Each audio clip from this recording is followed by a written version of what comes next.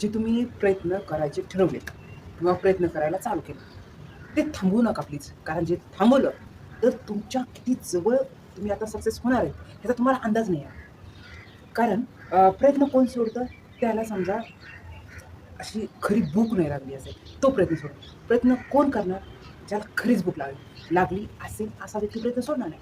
बघा आपण छोटी स्टोरी पाहू. समजा तुम्ही एका कार्यक्रमात गेलाय, त्या कार्यक्रमामध्ये एवढं छान तुमचं कौतुक चाललंय, सगळीकडे छानपैकी किती दिवसांनी तू भेटतीये, स्वतःमध्ये किती छान इम्प्रूव्ह केलंय, असं सगळं त्या दिवशी त्या प्रोग्राममध्ये तुमचं सगळं कौतुक होतं. आणि योगायोगाने असं होतं की त्या कौतुकामध्ये किंवा सगळ्यांशी बोलण्यामध्ये जेवायला बिलकुलच वेळ भेटत नाही. मस्त सगळं छान जेवायला असतं, पण जेवायला टाईम नाही भेटत. मग काय होतं, त्या दिवशी तुम्ही त्या आनंदामध्ये असतात, तुम्ही किती जेवलात का नाही तुम्हाला लक्षात येत नाही. मग तुम्ही ज्यावेळेस घरी येतात संध्याकाळच्या वेळेस, दिवसभर कार्यक्रम अटेंड केल्यावर घरी येतात.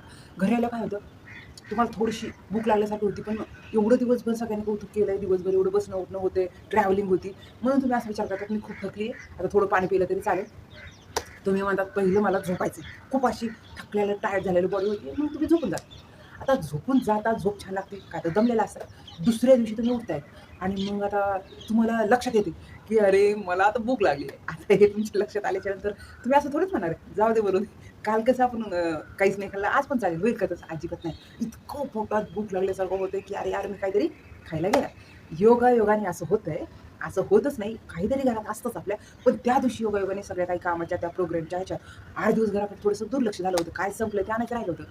फ्रीज उघडतायत तुम्ही, फ्रीज उघडतायत, फ्रीजमध्ये खायला जे काय असतं तेच कमी आहे, संपलंच आहे. बापरे! फ्रीज उघडलेलं संपलेलं दिसतं.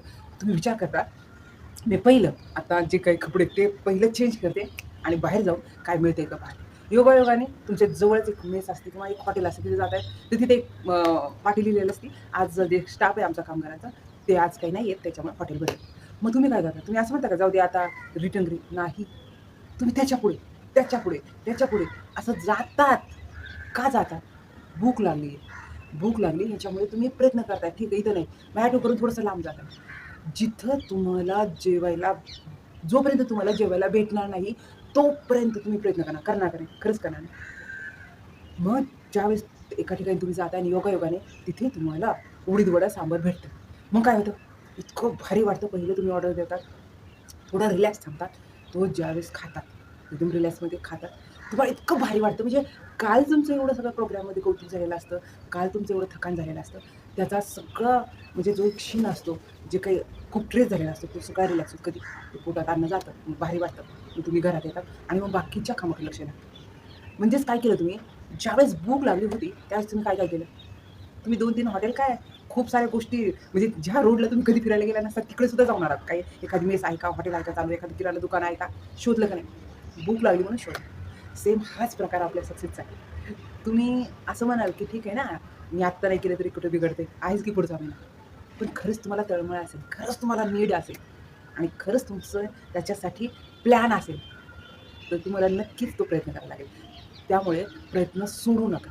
तुम्ही खूप जवळ आहे, तर प्रयत्न सोडू नका. करत राहा. तुम्ही जे काम करताय त्याच्यामध्ये आयडिया शोधा आणि खूप छान जोपर्यंत तुम्ही सक्सेस होत नाही तोपर्यंत थांबू नका. कारण थांबल्यामुळे तुम्ही सक्सेस नाही होणार. जेणेकरून तुम्ही खूप हुशार आहे, पण सक्सेस होऊ शकतात. पण ह्या सक्सेस होण्यासाठी स्मार्ट लोकांपेक्षा जे सातत्याने काम करतात, कन्सिस्टन्सीने काम करतात, त्या व्यक्तीला सक्सेस आहे. हुशार तर सगळेच आहेत. हुशार लोकांना थोडंसं थोडासा आळस असला तरी चालेल, पण जी सातत्याने काम करतात ना त्यांच्यासाठी सक्सेस आहे. त्याच्यामुळे प्लीज थांबू नका, कंटिन्यू करत राहा. एक ना एक दिवस तुम्ही नक्कीच खूप छान टॉपर बनता.